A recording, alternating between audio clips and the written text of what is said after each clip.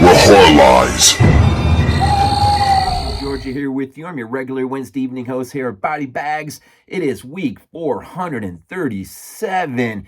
It is Mondo Macabro week.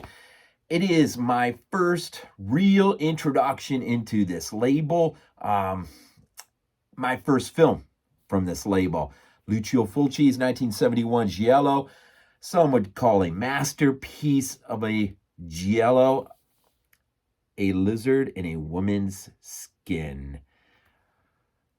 Man, masterpiece? I'll say this. I couldn't call it. I thought I had the my eyes set on one particular whom I thought was an antagonist. And I thought I had the right motive prescribed, but I was dead wrong in the end. And then my secondary guess fell flat. And I almost had a third, but then I just gave up, wrote it to the very end. And when it was finally revealed, I was like, what? This, holy freaking crap, man. This freaking works, man.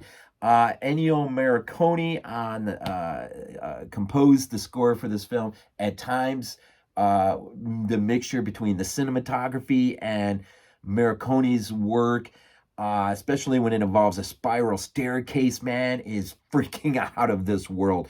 Where would we see that? Maybe a couple of years later in The Psychic.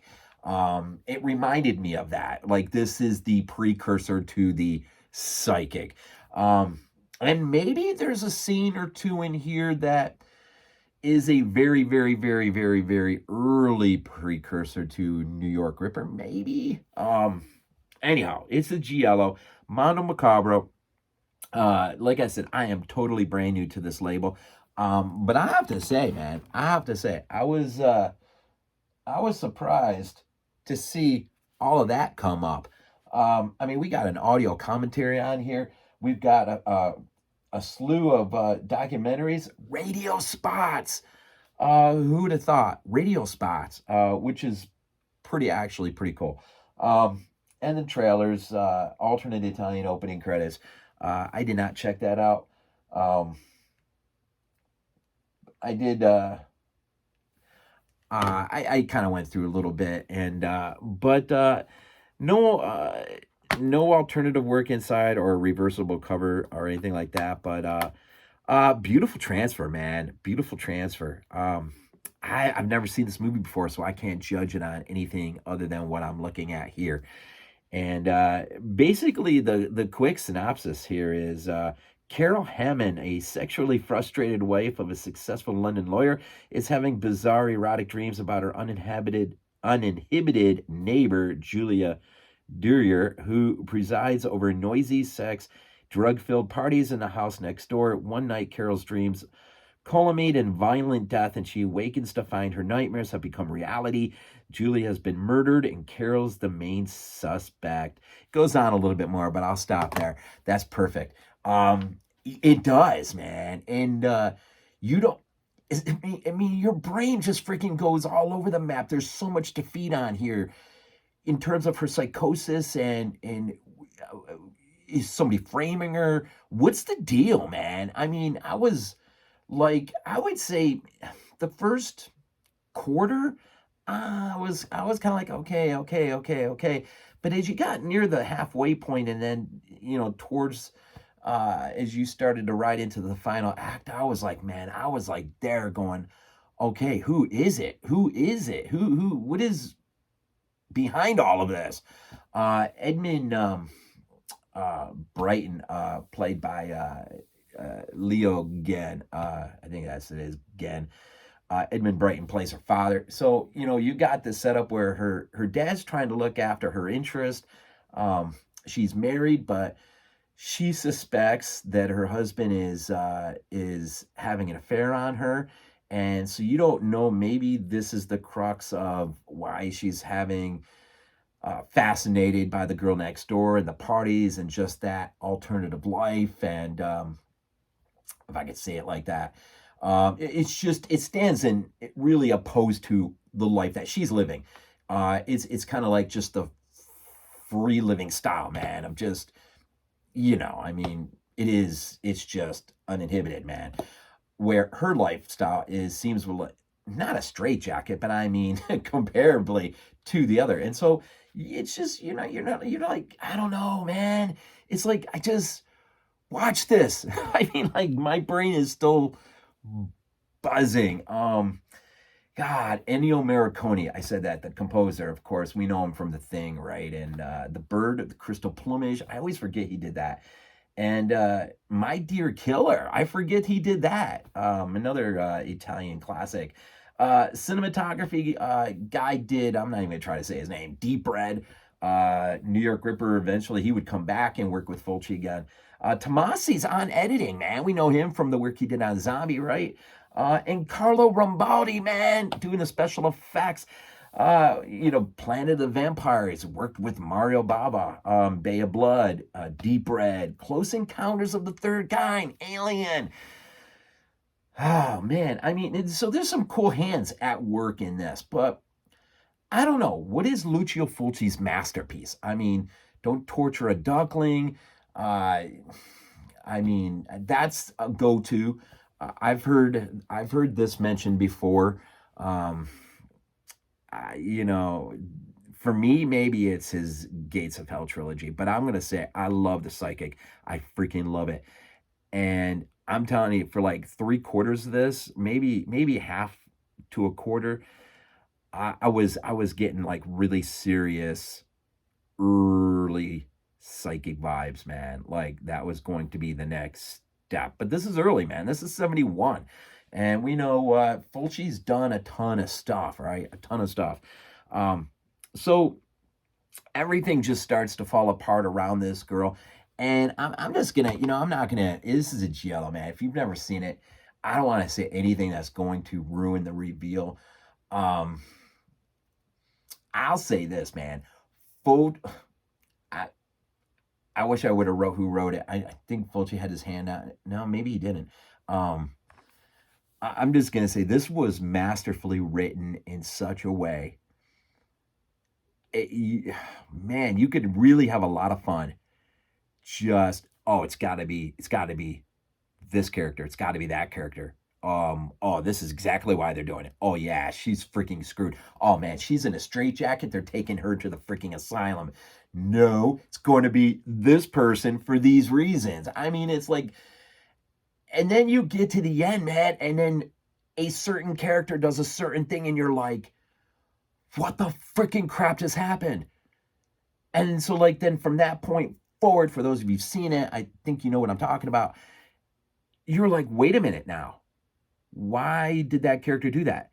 And then you finally get to the end and you get this really beautiful reveal along the edge of a river, if I remember right, where the main detective who's involved basically just lays it right out in front of what will be our true antagonist.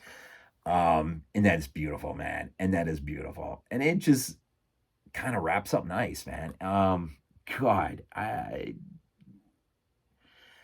wow. He was a master, Fulci, at whatever it was, giallo. I mean, I've got Contraband up on my shelf. Blue Underground. I still haven't opened that up. I really need to watch that. I've watched a lot of Fulci. I think, like, for me personally, and I know this is really about Mondo Macabro, and you're going to hear a lot about this all week long because this is what we're kind of focused on. But I just, for me, I mean, I don't know. I started really pretty much with the Gates of Hell trilogy, and I branched outward, going further on into the 80s, going back into the 70s, really 60s. Of course, you got For the Apocalypse, his Westerns, right? I think he did 3 of them. Fulci, man, was just a master at what he did, and that was create film, and film that was intriguing.